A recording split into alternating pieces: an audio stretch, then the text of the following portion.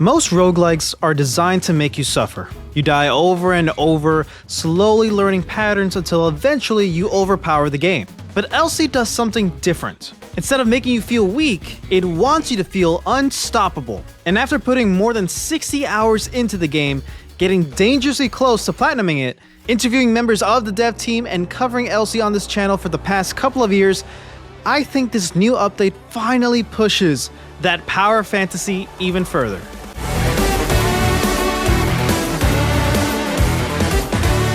If you've been following the Razzle Dazzle Show for a while, then you already know we've covered Elsie a lot.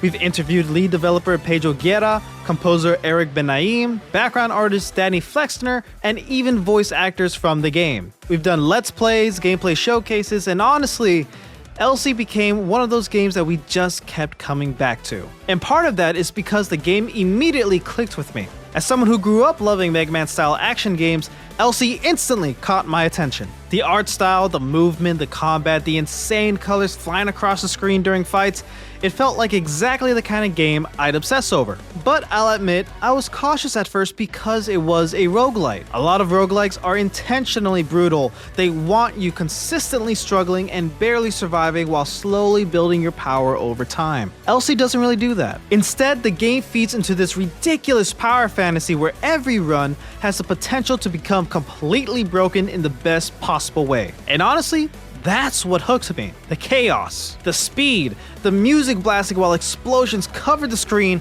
that feeling that you're not barely surviving, you're overwhelming the game itself. It makes you feel like a super fighting robot straight out of an over-the-top anime or a Mega Man fever dream. And that feeling is exactly why this new update works so well. What always separated Elsie from a lot of other roguelites for me is its personality. This game has attitude. The writing is cheeky and full of sass, the cutscene art has so much style to it, and the soundtrack absolutely rips. And after talking with composer Eric Benaim on the show, it honestly makes sense why the game feels so energetic. Everything about Elsie is built around momentum. The game wants you moving constantly, dashing through enemies, stacking observed elemental effects, flying around the screen while complete chaos unfolds around you.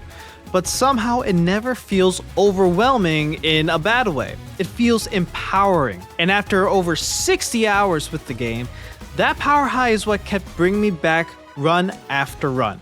Now, I did have some frustrations with Elsie before this update, mainly when it came to the completion grind. As someone who loves 100% completing games, the biggest thing slowing me down was grinding art-like coins to unlock everything in the shop. Now, to be fair, that kind of RNG grind is pretty normal for roguelites. It comes with the genre. But this update does a really smart job at making progression feel more rewarding. And the biggest improvement for me personally is the new chest system.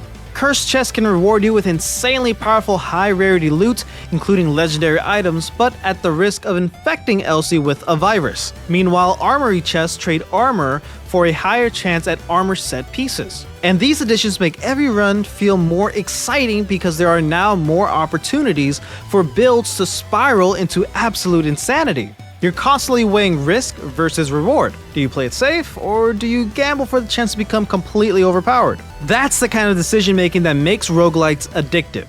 The update also adds Overdrive Mode, which increases scrap and arc-light rewards by 25%. And honestly, this change feeds directly into the game's power fantasy. Progression feels faster, runs feel more rewarding, experimentation feels encouraged instead of punished. The new scrapping system is another feature that sounds small on paper, but makes a huge difference while actually playing.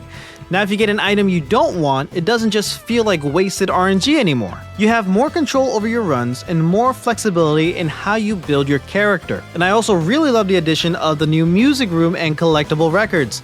There are now 42 hidden music tracks scattered throughout the game world, and honestly, that's the kind of feature I love seeing in games like this. Not only does it add replayability, but it also gives the soundtrack even more importance.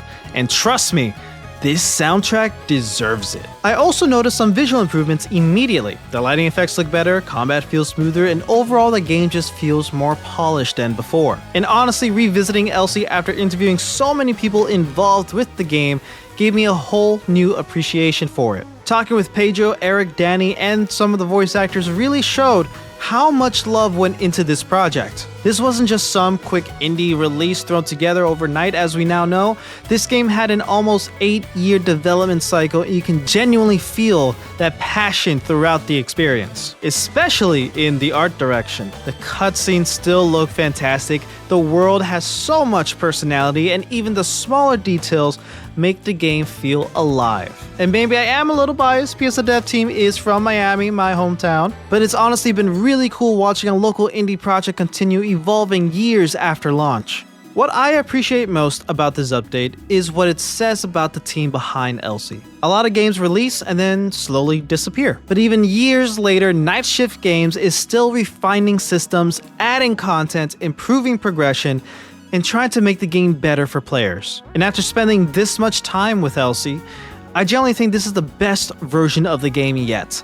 This update proves that the developers always wanted players to not just embrace the chaos, but overcome it. And honestly, few roguelikes make me feel as powerful as Elsie does. If you play the game at launch and bounce off of it, I genuinely think this update is worth revisiting. And if you never played Elsie before, now honestly feels like the perfect time to jump in. Let me know in the comments if you played Elsie and what you think about the update. And as always, thank you guys for tuning in to the Razzle Dazzle Show. We'll catch you on the next one.